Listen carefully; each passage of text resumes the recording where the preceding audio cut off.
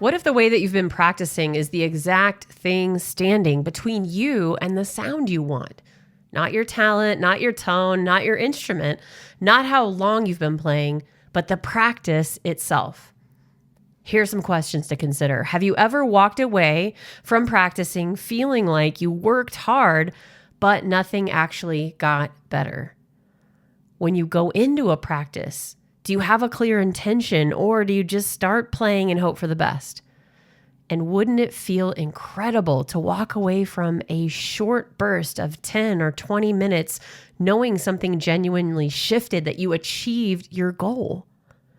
And what if the secret wasn't more time, but a completely different relationship with the time that you already have? If we haven't met, I'm EP Archer, and I help committed adults over 30 who play an instrument or sing create beautiful tone and unshakable confidence without compromising who they are or the music they love. Igor Stravinsky said in his book, Poetics of Music, the more constraints one imposes, the more one frees oneself.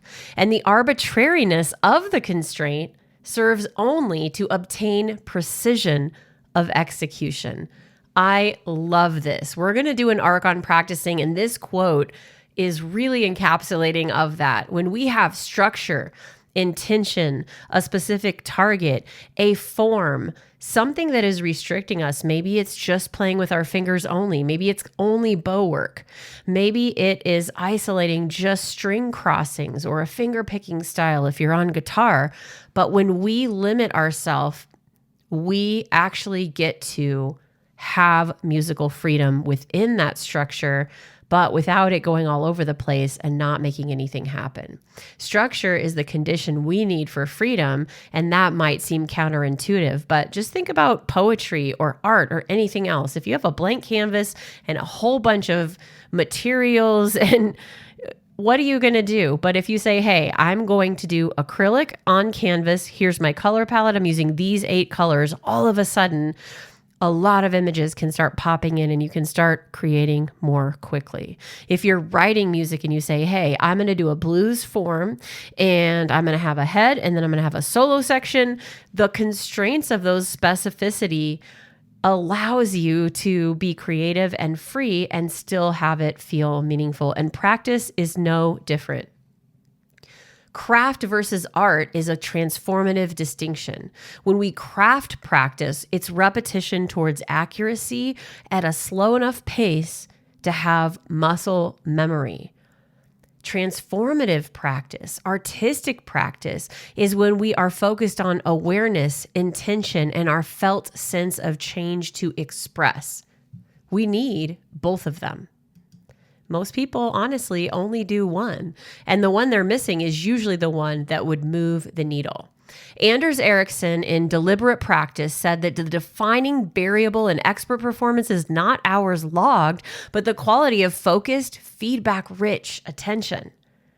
This research debunked that the 10,000 hours, as commonly, music circles, 10,000 hours to be a master of anything. It's not just music circles, it's all the circles. But that's commonly misunderstood. It's never about quantity, and it's always about the quality of attention during those hours. One of my favorites, Wynton Marsalis, says about practice to practice slowly and isolate one problem at a time. Never run through something you can't play. Only work on what you can't do yet. One thing targeted with feedback. That's it. So if you're a violinist, maybe you're only working on bow, and bow can be separated into 10 different goals. Where's the placement? Where's the angle? Where's the distribution? What's your arm weight like? Are you pronated or supinated? What is the speed of the bow? And so even with that one variable, bow, I can work on one thing at a time. And then when I stack them, the magic happens. A great read if you haven't read it yet, and a reminder if you have, Kenny Werner's Effortless Mastery. Remember when that came out in the 90s? It was such a huge deal, and it sparked a lot of really great conversations. And I think when we're thinking about music and we're thinking about practice and breaking through as someone who plays an instrument, as someone that cares about the quality of their life and the activities that they are doing to make their life better, having great discussions should be part of that. Having a community around you of people doing the same thing, having, like Wynton said, expert feedback. And what Kenny said is most musicians practice from fear, and fear creates tension. Fear of being wrong, fear of not being enough, fear of the music being too hard, whatever fear you have, let's stop for a moment and say, what am I afraid of?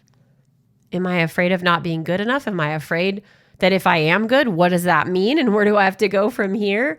What are we worried about? Because our worry and our fear create tension. Maybe it's just a simple fear of somebody hearing me make a mistake, right? Just a simple human thing. But when we can shift from a fear-driven repetition that is focused really bodily on tension, right? Our tension is going to show when we're in a negative ion emotional state. Our tension rules the practice. And that's the opposite of what we want. We want relaxation. We want release.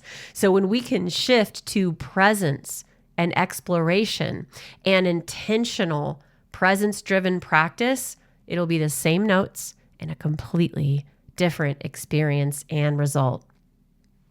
My personal angle is when I was in grad school, 17 years of playing, 100K in education, the shift for me wasn't more practice. I knew how to woodshed. I knew how to grab the practice room and go all night and make my fingers sore. I knew how to practice through many creative ways, piano and composition and analysis and all the things. That didn't make a shift. The shift happened for me when I got the awareness of what my body needed to feel like in order to achieve the technique in a way that was more relaxed, more open, more connected. And that's when somatic resonance for violin was built, from my lived experience of finally being able to play in a released, expressive way without over woodshedding and without killing my fingers.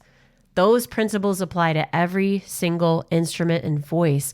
When we know what it feels like to open up and to create that sound and to focus on vibration and resonance, we eliminate tension, we eliminate trepidation, and we're able to move forward as the music rebels that we are.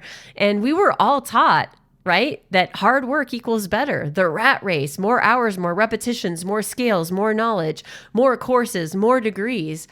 But your instrument doesn't respond to more effort. It responds to the correct effort that would loosen it up, to a solution-oriented practice that would open the door for you, that would unlock it in a different way through your emotional state, through your body, through your intellect, through your motion.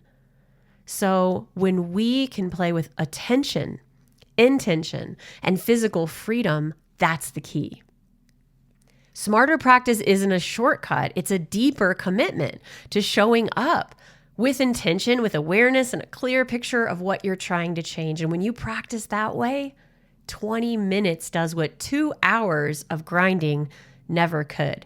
It's kind of like yoga nidra, right? If you haven't gotten enough sleep or enough deep rest in your sleep, you can do 40 minutes of yoga nidra and replace 4 hours of sleep because you're focused on resetting the nervous system and checking in with the body in the way that you need to be aligned instead of tossing and turning for hours.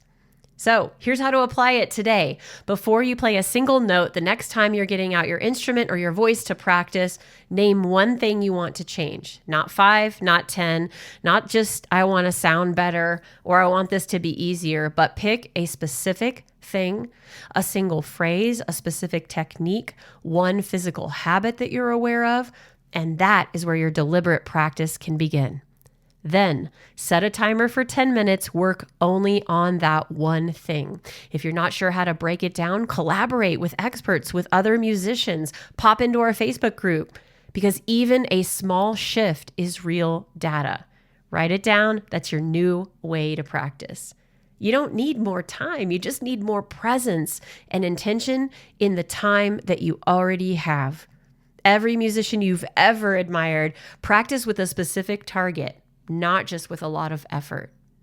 So let's shift from I need to practice more to I practice with intention and I feel the change in real time.